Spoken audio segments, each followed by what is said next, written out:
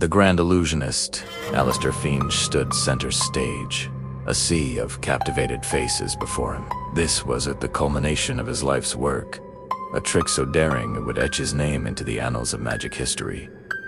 He called it the Quantum Leap. The trick involved him seemingly dematerializing from a sealed, water-filled chamber on stage and reappearing in the theater's balcony. The crowd held its breath as the curtain fell over the chamber. The orchestra swelled, lights flashed, and a spotlight snapped to the empty balcony seat. And then, nothing. Seconds turned into minutes.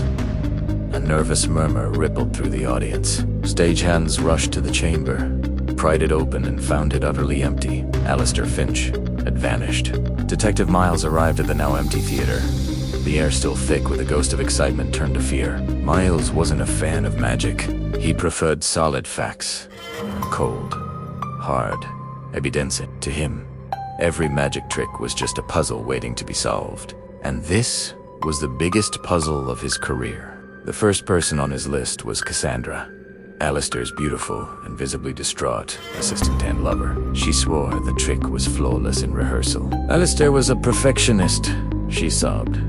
He would never allow a mistake. Something terrible must have happened. Miles noted her grief seemed genuine, but a detective's instinct never fully trusts appearances. Next, Miles interviewed Marco the Marvelous, Alistair's bitter rival. Marco had been publicly feuding with Alistair for years, accusing him of stealing his act, lounging in his opulent dressing room backstage. Marco sneered. Finch finally bit off more than he could chew, he said, examining his fingernails. He was always reckless, pushing the boundaries for a cheap thrill. Serves him right if his quantum leap sent him to another dimension. Marco had a clear motive and an alibi that was a little too convenient. He claimed he was in his dressing room the entire time, nursing a migraine. The investigation took a sharp turn when Miles looked into Alistair's finances. On the surface, he was a massive success, but digging deeper, Miles discovered a mountain of debt. Bad investments and a lavish lifestyle had pushed him to the brink of bankruptcy. The theater was about to foreclose, and his creditors were closing in. The grand finale wasn't just for his legacy. It was a desperate, last-ditch effort to generate enough ticket sales to save himself. Then Miles found the bombshell, a life insurance policy taken out by Alistair just 3 months prior. The beneficiary wasn't his lover, Cassandra.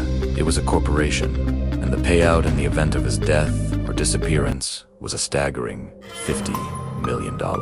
Miles re-examined the Quantum Leap chamber. It was a masterpiece of engineering, but like any trick, it had a secret. He found a nearly invisible seam along the bottom, leading to a trapdoor concealed by the stage's intricate design. The trapdoor opened into a network of service tunnels beneath the theater. Alistair he had simply slipped away while the audience was distracted by the light show. It was a classic misdirection, scaled up to an audacious level. But where did he go? He brought Cassandra back in for questioning, this time with the financial records laid out on the table. Her composure finally broke. Through tears, she confessed. She knew about the debts. She knew the show was a final gamble, but she swore she didn't know about the disappearance plot. He told me this show would solve everything, she cried. I thought he meant the ticket sales. I never thought he would leave.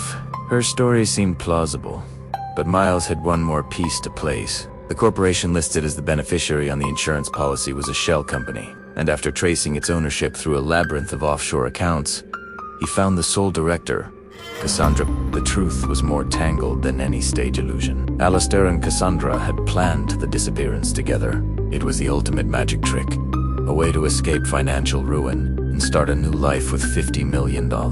Alistair would vanish, be declared legally dead after a period, and Cassandra would collect the insurance money. They would then reunite in some remote corner of the world. Marco the Marvelous was nothing but a red herring, his public rivalry a convenient distraction they had counted on. Miles tracked the financial breadcrumbs from Cassandra's initial setup of the shell company. He discovered a recent, large cash withdrawal and a ticket purchaser one-way flight to Rio de Janeiro, booked under a false name but linked to a credit card Cassandra had recently acquired. He knew where she was going. He also knew Alistair wouldn't be far behind. The authorities in Brazil were alerted. Just days later, Alistair Finch, very much alive and sporting a bad toupee and sunglasses, was apprehended with Cassandra as they enjoyed a coffee at a cafe overlooking Ipanema Beach. Their grand illusion was over, back in his office.